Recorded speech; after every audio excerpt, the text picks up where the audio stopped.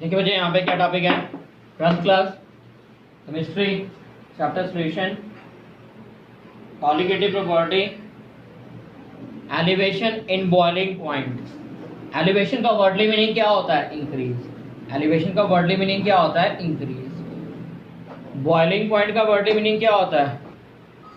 वो पॉइंट, वो टेम्परेचर जब कोई भी लिक्विड बॉयल करना स्टार्ट करेगा।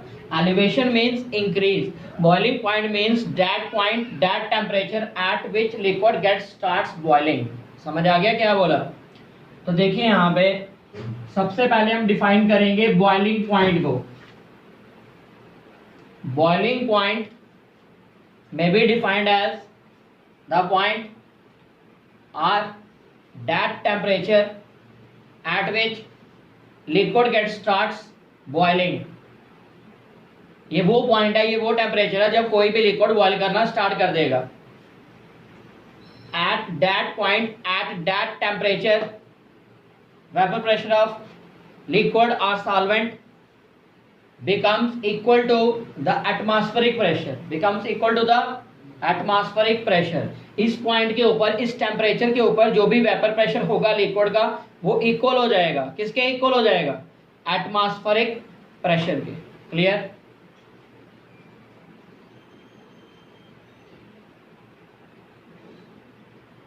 एग्जांपल बता रहा हूं।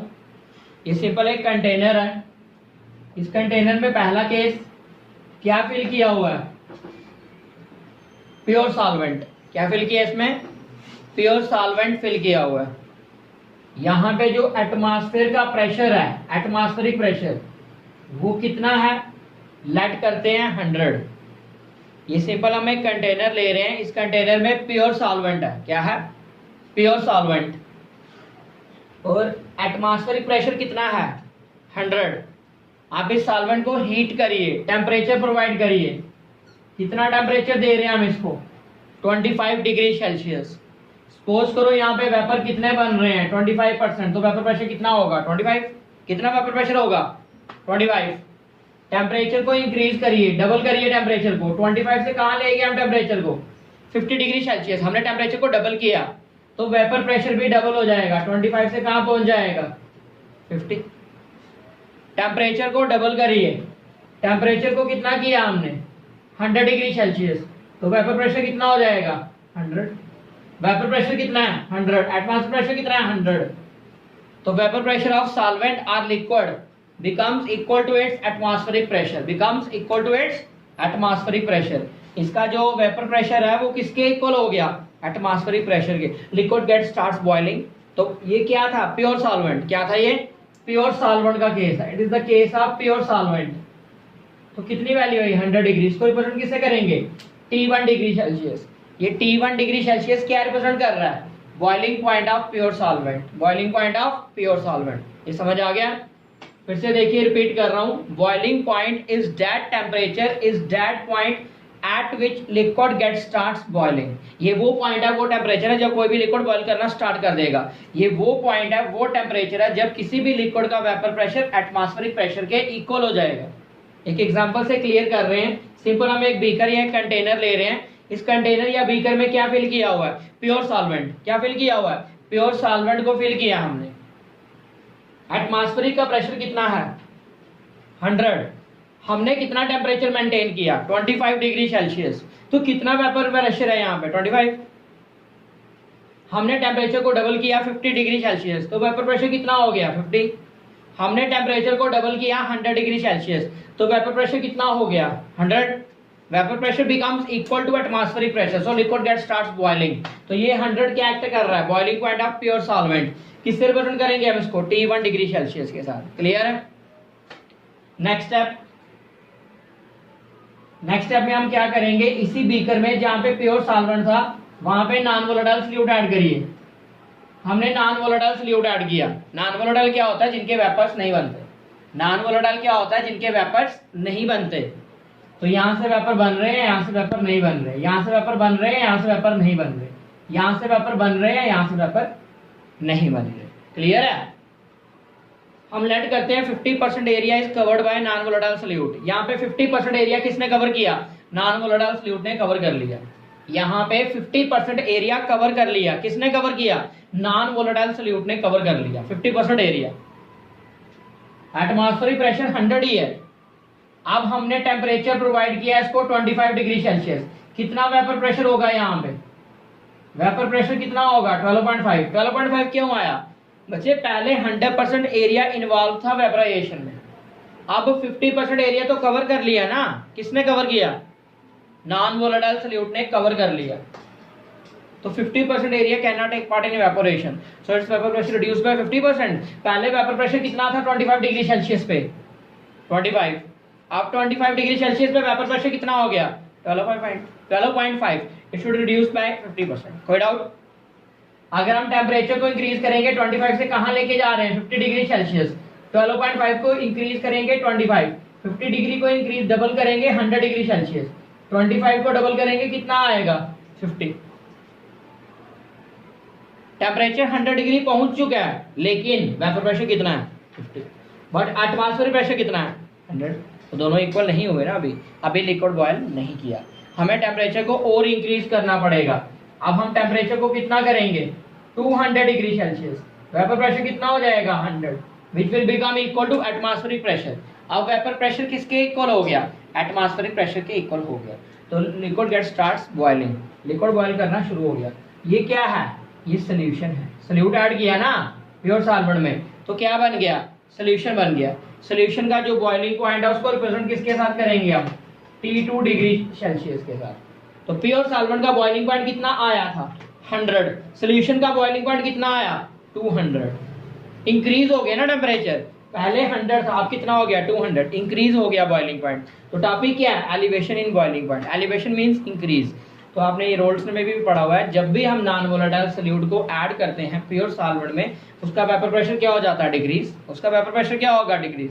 When a small amount of solute is added to a pure volatile solvent, its vapour pressure should fall, so it takes more time, more temperature, it should be more heated to become equal to atmospheric pressure. समझ आ गया? जब भी non volatile solute add किया जाता है pure solvent में, तो उसका वेपर प्रेशर क्या हो जाता है? डिक्रीज। वेपर प्रेशर क्या हो जाता है? डिक्रीज। तो उसके वेपर प्रेशर को एटमॉस्फेरिक प्रेशर के इक्वल करने के लिए हमें ज्यादा टाइम लगेगा, ज्यादा टेम्परेचर देना पड़ेगा, more heat should be provided, ज्यादा हीट देनी पड़ेगी, इसलिए उसका बॉइलिंग पॉइंट क्या हो जाएगा? इंक्रीज। इसलिए उसका बॉइलिंग पॉइंट क्या हो जाएगा? इंक्रीज। कोई डाउट? तो टॉपिक क्या था? Elevation in boiling point, that is increase in boiling point. तो एलिवेशन इन बॉइलिंग पॉइंट को रिप्रेजेंट किसके साथ किया जाता है? डेल्टा टीबी के साथ। एलिवेशन इन बॉइलिंग पॉइंट को रिप्रेजेंट किसके साथ करते हैं? डेल्टा टीबी के साथ। डेल्टा टीबी की वैल्यू किसके इक्वल है? T2 minus T1। ये T2 क्या रिप्रेजेंट कर रहा है? Boiling point of solution. ये T1 क्या रिप्रेजेंट कर रहा है?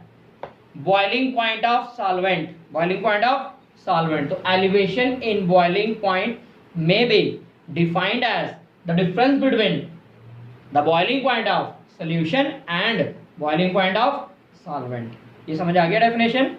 Elevation in boiling point may be defined as the difference between the boiling point of solution and boiling point of solvent. Next step, elevation in boiling point directly depends upon mole fraction of solute. जो elevation in boiling point है किसके directly depends करेगा? Mole fraction of solute, मतलब percentage of solute। बच्चे अगर solute आप add कर रहे हो 10%, तो वेपर प्रेशर कितना डिक्रीज होगा? 10%। अगर आप solute ऐड करोगे 20%, तो वेपर प्रेशर कितना रिड्यूस होगा? 20। अगर आप solute ऐड करोगे 30% एरिया कवर्ड हो गया ना नॉन वोलेटाइल सॉल्यूट से, तो वेपर प्रेशर कितना रिड्यूस होगा? 30%। अगर इसको 50% ऐड करोगे तो वेपर प्रेशर कितना रिड्यूस हुआ था? 50%। तो जितना ज्यादा सॉल्यूट ऐड करोगे उतना वेपर प्रेशर डिक्रीज होगा, जितना वेपर प्रेशर डिक्रीज होगा उतनी ज्यादा हीट आपको देनी पड़ेगी, मतलब उतना ज्यादा एलिवेट होगा टेम्परेचर। ये समझ आ गया point? Elevation in boiling point directly proportional to the mole fraction of solute. Proportionality के साइन को खत्म करिए, इक्वलिटी का साइन लगाइए, तो क्या लगेगा? के। ये के क्या रिप्रेजेंट कर रहा है? Constant of proportionality. के क्या रिप्रेजेंट कर रहा है? Constant of proportionality. Next step, delta TB equals to K. XA की वैल्यू क्या होती है? N upon N. एक्सए क्या रिप्रेजेंट कर रहा है? Mole fraction of solute. और मोल फ्रैक्शन ऑफ सॉल्यूट की वैल्यू क्या होती है? Number of moles of solute to the total number of moles of solution. Mole fraction of solute की वैल्यू क्या होती है? Number of moles of solute to the total number of moles of solution. For very diluted solution, number of moles of solute is small, so it can be ignored from the denominator. For very very diluted solution number of moles of solute is small so it can be ignore from the denominator. अगर बहुत ज्यादा diluted solution है तो number of moles of solute small होंगे, उसको denominator से ignore कर दीजिए। यहाँ पे क्या आएगा n, यहाँ पे क्या आएगा n। यहाँ पे क्या चल रहा है, डेल्टा टीबी इक्वल्स टू के। कैपिटल N क्या रिप्रेजेंट कर रहा है, कैपिटल N क्या रिप्रेजेंट कर रहा है, number of moles of solvent, number of moles of solvent. और number of moles of solvent की वैल्यू क्या होती है, mass of solvent upon molecular mass of solvent. Capital N क्या रिप्रेजेंट कर रहा है, number of moles of solvent. और number of moles of solvent की वैल्यू क्या होती है, mass of solvent upon molecular mass of solvent. इसको रिवर्स करिए, डेल्टा टीबी इक्वल्स टू के, एमबी को ऊपर शिफ्ट कर दीजिए, यहां पे क्या आएगा एन अपॉन डब्ल्यू बी। जो टर्म डिनोमिनेटर के डिनोमिनेटर में उसको रिवर्स करेंगे तो कहां चले जाएगी, न्यूमरेटर में। के भी कांस्टेंट है, एमबी भी कांस्टेंट है, के भी कांस्टेंट है, एमबी भी कांस्टेंट है। इन दोनों की जगह हम क्या लिखेंगे, K B N upon W. N upon W क्या होता है, number of moles of solute dissolve per KG of solvent. Number of moles of solute dissolve per KG of solvent, क्या बोलते हैं इसको, मोलैलिटी। मोलैलिटी के भी कांस्टेंट है, एमबी भी कांस्टेंट है, इन दोनों की जगह क्या पढ़ किया हमने, के बी। एन अपॉन डब्ल्यू को क्या बोलते हैं, मोलैलिटी। ये के बी क्या है, कांस्टेंट ऑफ प्रोपोर्शनलिटी। क्या बोलते हैं इसको, मोलल एलिवेशन कांस्टेंट। क्या बोलते हैं, मोलल एलिवेशन कांस्टेंट या एबुलियोस्कोपिक कांस्टेंट। इस के बी का नाम क्या है, मोलल एलिवेशन कांस्टेंट या एबुलियोस्कोपिक कांस्टेंट। स्पेशल केस, अगर हम मोलैलिटी की वैल्यू पुट करेंगे 1 तो डेल्टा डीबी की वैल्यू किसके इक्वल आ जाएगी, m की जगह 1 पुट करिए तो डेल्टा डीबी किसके इक्वल आ जाएगा, केबी के इक्वल। बच्चे अगर हम m की जगह 1 पुट करेंगे तो केबी इंटू 1 किसके इक्वल हो गया, केबी। तो डेल्टा डीबी किसके इक्वल आ गया, केबी। तो केबी क्या है, मोलर एलिवेशन कांस्टेंट और ebullioscopic constant. Ebullioscopic constant may be defined as the elevation in boiling point when molality is taken as unity. Ebullioscopic constant may be defined as the elevation in boiling point when molality is taken as unity. When molality is taken as unity. Clear?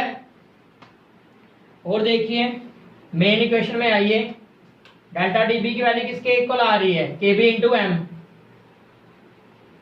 Molality की value put करिए, molality के बारे में आप पढ़ चुके हैं। Molality की वैल्यू पुट करिए, मोलैलिटी की वैल्यू क्या होती है बच्चे, number of moles of fluid dissolve per KG of solvent. Dissolve per KG of solvent. Number of moles की वैल्यू क्या होती है, mass of solute upon molecular मास। अगर मास ग्राम में होगा तो किससे डिवाइड करेंगे, 1000 के साथ। अगर मास ग्राम में होगा तो किससे डिवाइड करेंगे, 1000। डब्ल्यू बी क्या कर रहा है, mass of solvent in grams. इसको रिवर्स करेंगे क्या बनेगा, W upon M A into 1000 upon W B. Molality की जगह वैल्यू पुट करिए, W A into 1000 upon M A into W B. अगर आपने एम ए निकालना है तो एम ए को इधर शिफ्ट करिए ऊपर, यहाँ पे क्या आएगा, K B W A 1000 upon delta D B को नीचे शिफ्ट करिए into W B. This is the value for molecular mass of solute. देखिए अभी आपने ऊपर पढ़ा टीबी किस, डेल्टा टीबी किसके डायरेक्टली डिपेंड्स कर रहा है, एम के। बच्चे delta TB equals to KB into M. KB constant है, यहाँ पे केबी कांस्टेंट है, डेल्टा टीबी किसके डायरेक्टली डिपेंड्स कर रहा है, एम के। एम के है मोलैलिटी, मतलब elevation in boiling point directly depends upon molality, that is concentration, that is number of moles, that is quantity. So why it act as a colligative property. Elevation in boiling point act as a colligative property. Why it act as a colligative property? Because its value depends upon the molality, that is concentration, that is number of moles. Second property आपको colligative property की बताई थी, by using colligative property molecular mass can also be determined. Molecular mass can also be determined. तो हमने molality की जगह value put की, M A को इधर शिफ्ट किया, डेल्टा डीबी को नीचे शिफ्ट कर दिया, तो bye knowing other values molecular mass can also be determined. Clear है? बाकी देखिए यहाँ पे इसका ग्राफ कैसे बनेगा, इसका ग्राफ आ गया, एक्स एक्सिस पे क्या रिप्रेजेंट कर रहे हैं हम, टेम्परेचर, वाई एक्सिस पे क्या रिप्रेजेंट कर रहे हैं, वेपर प्रेशर। एक्स एक्सिस पे क्या रिप्रेजेंट कर रहे हैं, टेम्परेचर, वाई एक्सिस पे क्या रिप्रेजेंट कर रहे हैं, वेपर प्रेशर। तो उसका ग्राफ कैसा बनेगा, एक लाइन यहाँ पे, एक लाइन यहाँ पे। ऊपर वाली लाइन क्या रिप्रेजेंट कर रही है, प्योर सॉल्वेंट, नीचे वाली क्या लाइन रिप्रेजेंट कर रही है, सॉल्यूशन। इधर से परपेंडिकुलर ड्रा करिए, इधर से परपेंडिकुलर ड्रा करिए। सॉल्वेंट का बॉइलिंग पॉइंट क्या था, T1, सॉल्यूशन का बॉइलिंग पॉइंट क्या था, T2। तो इन दोनों में जो डिफरेंस होगा उसको क्या बोलेंगे, डेल्टा टीबी, डेल्टा टीबी। इस ग्राफ को ध्यान से देखिए, एक्स एक्सिस पे क्या है, टेम्परेचर, वाई एक्सिस पे क्या है, वेपर प्रेशर। ये ऊपर वाली लाइन क्या रिप्रेजेंट कर रही है, एटमॉस्फेरिक प्रेशर। ऊपर वाली लाइन क्या रिप्रेजेंट कर रही है, एटमॉस्फेरिक प्रेशर। ये सॉल्वेंट का वेपर प्रेशर इंक्रीज हो रहा है, इंक्रीज हो रहा है, इंक्रीज हो रहा है। किसके इक्वल करना है, एटमॉस्फेरिक प्रेशर के इक्वल। जब सॉल्वेंट का वेपर प्रेशर एटमॉस्फेरिक प्रेशर के इक्वल हो जाएगा तो ये क्या करेगा, बॉयल करेगा। इस पॉइंट पे बॉयल होगा, तो इस पॉइंट को क्या नाम दिया गया, बॉइलिंग पॉइंट ऑफ सॉल्वेंट। इसी तरह सॉल्यूशन का वेपर प्रेशर इंक्रीज करिए, जब वो वेपर एटमॉस्फेरिक प्रेशर के इक्वल हो जाएगा तो क्या करेगा, बॉयल। तो इस पॉइंट को क्या बोलेंगे, T2। T2 क्या रिप्रेजेंट कर रहा है, बॉइलिंग पॉइंट ऑफ सॉल्यूशन। ये ऊपर है, ये नीचे है, क्यों, क्योंकि आपको पता है कि सॉल्वेंट का वेपर प्रेशर क्या होता है, हाई। जब हम उसमें नॉन वोलेटाइल सॉल्यूट ऐड करते हैं वो सॉल्यूशन बन जाता है और उसका वेपर प्रेशर क्या हो जाता है, डिक्रीज। पढ़ा है आपने, जब भी हम जो प्योर सॉल्वेंट होगा उसका वेपर प्रेशर क्या होगा, 100%। जब हम प्योर सॉल्वेंट में नॉन वोलेटाइल सॉल्यूट ऐड करेंगे वो सॉल्यूशन बन जाएगा तो उसका वेपर प्रेशर फॉल हो जाएगा ना, डिक्रीज हो जाएगा। इसलिए ऊपर सॉल्वेंट है, नीचे सॉल्यूशन है। क्लियर।